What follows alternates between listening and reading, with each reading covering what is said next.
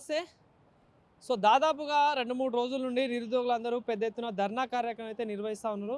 So ఏదైతే చూసుకుంటే మొన్న అసెంబ్లీలో శ్రీధర్ బాబు గారు మాట్లాడిన వ్యాఖ్యలపై నిరుద్యోగులందరూ ఆగ్రహం వ్యక్తం చేస్తూ ఉన్నారు. సో మరి వీటికి సంబంధించి మనతో పాటు మాట్లాడడానికి TPCC general secretary Chenagani Dayakar గారు ఉన్నారు. అన్న నమస్తే.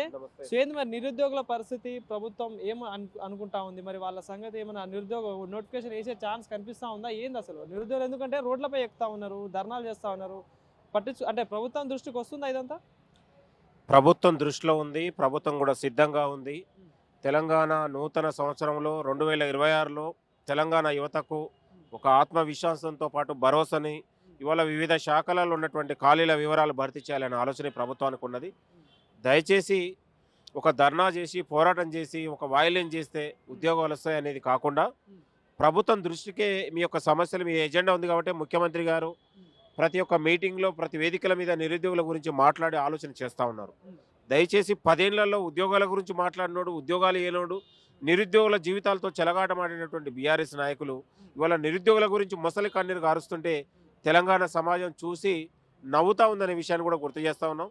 ఇవాళ హరీష్ రావు కావచ్చు, కేటీఆర్ కావచ్చు, ఇక్కడ ఉన్నటువంటి ప్రభుత్వం మీద ఉద్దేశపూర్వకంగా రెచ్చగొట్టేటట్లాగా లేకపోతే వక్రీకరించి నాయకులు మాట్లాడినటువంటి ప్రభుత్వ పెద్దల మాటలను వక్రీకరించి ఇవాళ వాళ్ళ మధ్య ఉద్వేషాలు అగాధాలు సృష్టించి వాళ్ళ ఒక ప్రత్యక్షంగా ప్రభుత్వం పైన వ్యతిరేకతను పెంచడానికి వాళ్ళు ఒక కుట్రలాగా వ్యవహరిస్తూ ఉన్నారు. అది సరైనది కాదు.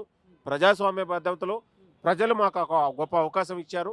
మీకు 10 ఏళ్ళ అవకాశం ఇస్తే మీరు నెరవేర్చలేదు, కానీ మాకు అవకాశం ఇచ్చిన 2.5 ఏళ్లలోనే తెలంగాణ యువత భవిష్యత్తు కావచ్చు, నిరుద్యోగులు కావచ్చు, తెలంగాణ ఉన్నటువంటి అనేకమైనటువంటి సమస్యల పరిష్కారానికి తెలంగాణ ప్రభుత్వం కృషి చేస్తోంది. కాబట్టి ఎవరు కూడా అధైర్యానికి లోను కావద్దని కూడా మేము కోరుతా ఉన్నాం. కొంతమంది బీఆర్ఎస్ బీజేపీ నాయకులు వాళ్ళకు రోజు పొద్దున్న లేస్తే లైబ్రరీల చుట్టే నిరుద్యోగులు ఎక్కడ కూర్చుంటే వాళ్ళ దగ్గరికి వెళ్ళి దాన్ని ప్రభుత్వ వ్యతిరేకతను పెంచేటట్లాగా ముఖ్యమంత్రి గారిని తిట్టేలా ఇంకొక రకరకాలుగా ఇలాంటి చిల్లర వాక్యాలు చిల్లర ప్రకటనలు చేయొద్దని మేము కోరుతా ఉన్నాం. మాకు ముఖ్యమంత్రి ఈరోజు కూడా మేము ప్రభుత్వ పెద్దలు వేం నరేందర్ రెడ్డి దగ్గరికి కూడా వెళ్ళి ఈ నిరుద్యోగుల సమస్యను అనేక ఉన్నటువంటి ఉద్యోగాల భర్తీ అంశం కూడా వివరించడం జరిగింది. ప్రభుత్వ పెద్దలు కూడా దానికి సిద్ధంగా ఉన్నారు, ఆలోచన చేస్తూ ఉన్నారు. ఎందుకు ఒకటే దీన్ని ఇవాళ శ్రీధర్ బాబు గారు మాట్లాడినటువంటి మాటల్ని వక్రీకరించి ఇక తెలంగాణలో ప్రభుత్వ ఉద్యోగాలే ఉండవట అని ఇట్లా అనేక రకాలుగా దాన్ని వక్రీకరించి ఇలా ఉద్దేశపూర్వకంగా కొన్ని కార్యక్రమాలు అనేది సరైనది కాదు.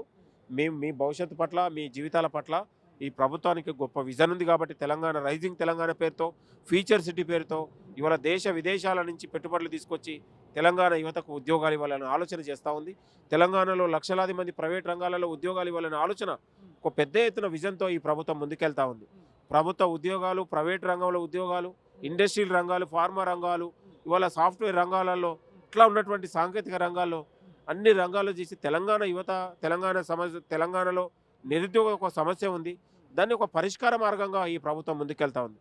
గతంలో బీఆర్ఎస్ ప్రభుత్వం ఉన్నప్పుడు నిరుద్యోగ సమస్యకు పరిష్కారం చూపించకుండా, వాళ్ళకు ఒక విజన్ లేకుండా, ఒక నిమ్మకు నీరెత్తినట్లాగా దొంగలకు తాళం చేలిస్తే ఎట్లా దోచుకోలేరో ఆ రకంగా వాళ్ళు పాలన చేశారు. కాబట్టి తెలంగాణలో ఈ యొక్క దుస్థితికి, ఈ కారణానికి, ఈ సమస్యకు వాళ్ళు కారకులయ్యారు.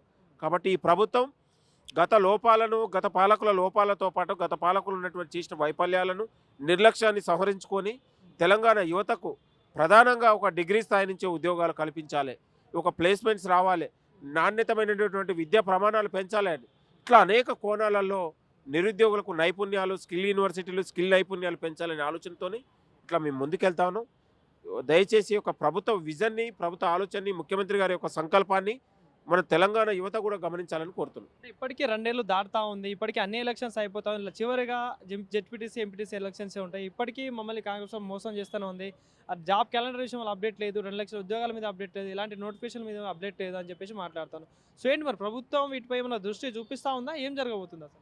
ఉద్యోగాల భర్తీ ప్రక్రియ 100% ఉంటుంది. ఇవాళ నూతన కాంగ్రెస్ ప్రజా ప్రభుత్వం ఇవాళ 8 లక్షల కోట్ల అప్పులు తీసుకొచ్చి ఇవాళ తెలంగాణ సంక్షేమం, ప్రజల సంక్షేమం, నిరుద్యోగ సంక్షేమం, రైతుల సంక్షేమం, మహిళల సంక్షేమం దిశగా ఈ ప్రభుత్వం ముందుకెళ్తా ఉంది. కాబట్టి మాకు ప్రభుత్వానికి ఒక చిత్తశుద్ధి ఉంది ఉద్యోగాల భర్తీ పట్ల. ఎవరో చెప్తేనో బీఆర్ఎస్ నాయకుడు, బీజేపీ నాయకుడు ప్రెస్ మీట్ పెట్టి మాట్లాడితేనో లేకపోతే ముఖ్యమంత్రి గారిని తిడితేనో మాకు కాదు.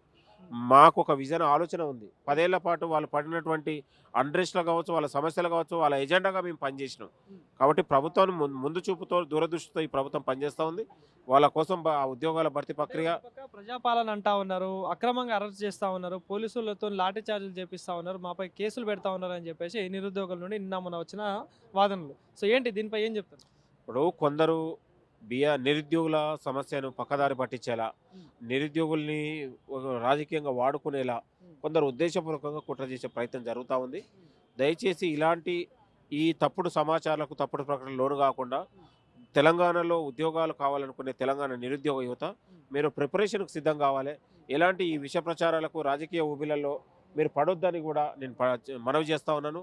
కేటీఆర్, హరీష్ రావు ట్రాప్లలో మరింత పడొద్దని కూడా తెలంగాణ యువత కోరుతున్నాను. Thank you.